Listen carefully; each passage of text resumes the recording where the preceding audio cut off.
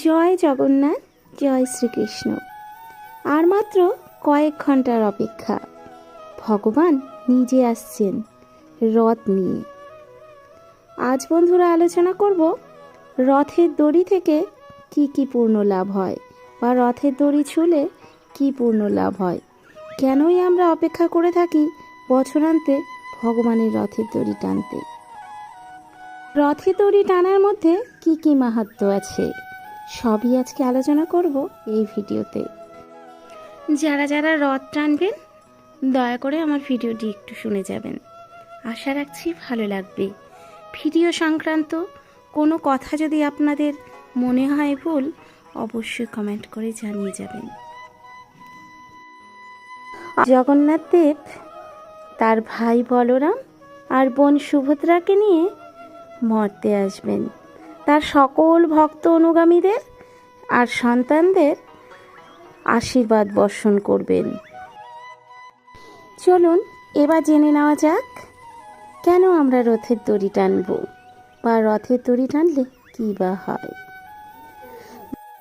কাল্পনিকভাবে ধরে নেওয়া হয় দেহ হলো রথ, আত্মা হলো রথী, বুদ্ধি হলো সারথি অর্থাৎ যে রথ চালায়, ঘোড়া হলো ইন্দ্রিয় সমূহ, লাগাম হলো মন, আর রথ যে পথ দিয়ে চলেছে তা হলো বিষয়, গন্তব্য হলো স্বয়ং পরমেশ্বর।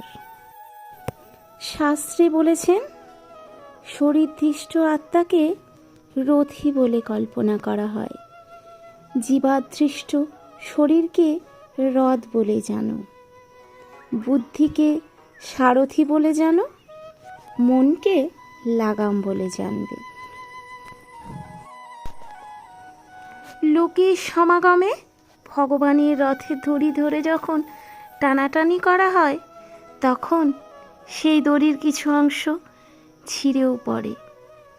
সেই দড়ির অংশ অনেকেই তুলে নিয়ে বাড়ি আসে। মানুষের বিশ্বাস আছে যে এই রথের দড়ির অংশ যদি ঘরে রাখা হয় তাহলে অনেক উপাধি রোগ থেকে মুক্তি লাভ হয়।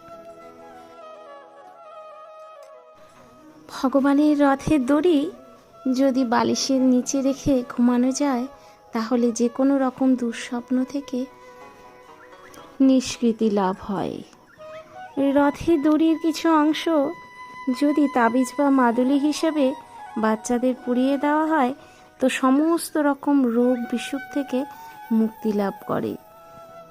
বিশ্বাসে মিলায় বস্তু, তর্কে অনেক দূর। হ্যাঁ, ভগবানও কিন্তু বিশ্বাসেই মিলায় আর ভক্তিতে মিলায়।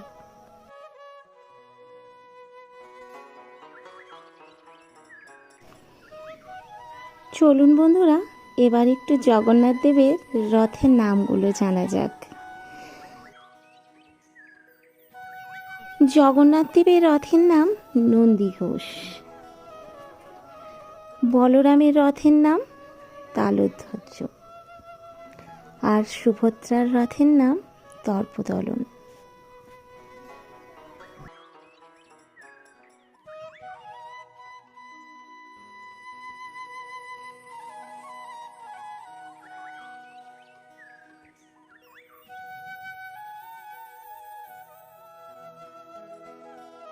সমস্ত দুঃস্বপ্ন কেটে যায়, সমস্ত বিপদ আপদ থেকে মানুষ মুক্তি লাভ করে।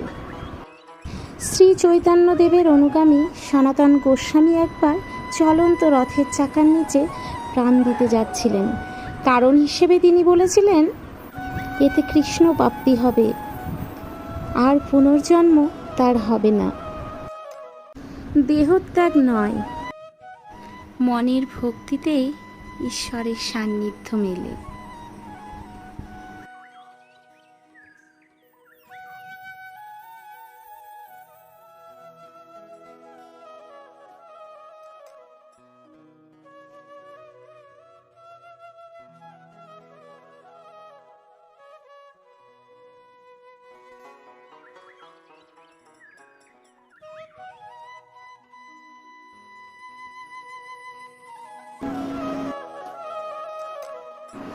আর রথে দড়ি স্পর্শ করাকে ভক্তরা পরম সুখপ্রাপ্তি হয়, দেহ মন শুদ্ধ লাভ করে। প্রভু জগন্নাথ দেব আশীর্বাদ বর্ষণ করেন তার ভক্তদের ওপর। এই মহা সন্ধিক্ষণে আমরা কি করে ঘরে বসে থাকব? সবাই চলুন ভগবানের স্পর্শ লাভ করি রথের দড়ি টেনে।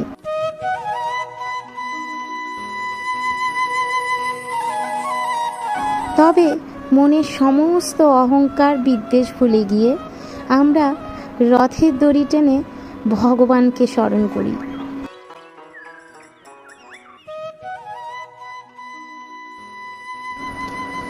রথের দড়ি স্পর্শ করলে সারা বছরে যে রোগ ক্ষোভ তাপে আমরা ভুগি সমস্ত দূর হয়, মনে শরীরে এক অনেক শান্তি মেলে। চলুন বন্ধুরা জেনে নেই পুরীর মন্দির কে স্থাপন করেছিল। রথযাত্রার ইতিহাস সত্যযুগ থেকে বিস্তৃত বলে মনে করা হয়।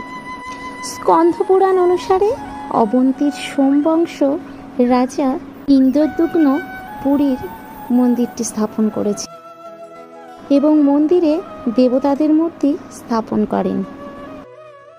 ব্রহ্মাণ্ড পুরাণ অনুযায়ী কৃষ্ণ তার ভক্ত রাজা ইন্দ্রদ্যুম্নের সামনে আবির্ভূত হয়ে সমুদ্র তটে ভেসে আসা এক কাঠখণ্ড দিয়ে ভগবান জগন্নাথের মূর্তি স্থাপনের আদেশ দেন এবং রাজা ইন্দ্রদ্যুম্ন ভগবানের আদেশ অনুযায়ী এক কাষ্ঠশিল্পীর খোঁজ করতে থাকেন। অবশেষে তার খোঁজ মেলে এবং সেই কাষ্ঠশিল্পী রাজাকে জানান, আমি যতক্ষণ মন্দিরে ভগবানের মূর্তি গড়ব ততক্ষণ কেউ যেন দরজা না খোলে বা না ডাকে। কিন্তু রাজাপত্নী রানী গুন্ডিচার অধৈর্যতার কারণে নির্ধারিত সময়ের আগে দরজার দ্বার খুলে দেন। অসম্পূর্ণ থেকে যায় ভগবানের মূর্তিগুলো, আর এই অসম্পূর্ণ মূর্তিগুলোই আজ প্রভু জগন্নাথ, বলরাম আর সুভদ্রা হিসেবে আমাদের কাছে পূজিত হয়। স্কন্ধ পুরাণে স্পষ্টভাবে বলা হয়েছে, যে ব্যক্তি জগন্নাথ দেবের রথের দিন জগন্নাথ দেবের নাম গান করে গুন্ডিচা নগরে যান তার নাকি পুনর্জন্ম লাভ হয় না। গুন্ডিচা নগরে জগন্নাথের ভ্রমণকে অনেকেই মাসির বাড়ি যাওয়া মনে করেন। রথযাত্রায় জগন্নাথ দেব তার ভাই ও বোনকে নিয়ে মাসির বাড়ি যায় 7 দিনের জন্য, আবার উল্টো রথ করে ফিরে আসে তার বাড়িতে। শাস্ত্র অনুসারে রথের দড়ি টানলে বিশ্বাস করা হয় যে পুণ্য সঞ্চয়, রোগ বাধা দূর হয়, সর্বপাপ ক্ষয় হয়। তবুও রথের দড়ি টানলে সেই পুণ্য সঞ্চয় হয়। জগন্নাথ দেব কিন্তু সচল। কে বলেছে ভগবান অচল? জগন্নাথ দেব সাথে বলরাম ও সুভদ্রাকে নিয়ে গুন্ডিচায় মাসির বাড়ি যায়। তাই বলে যে ভগবান মাসির বাড়ি যাওয়া আসাতে রথের দড়ি স্পর্শ করলে তার আর জরাব্যাধি দেহ নিয়ে ধরাতে ফিরে আসতে হয় না, মানে তার আর পুনর্জন্ম হয় না।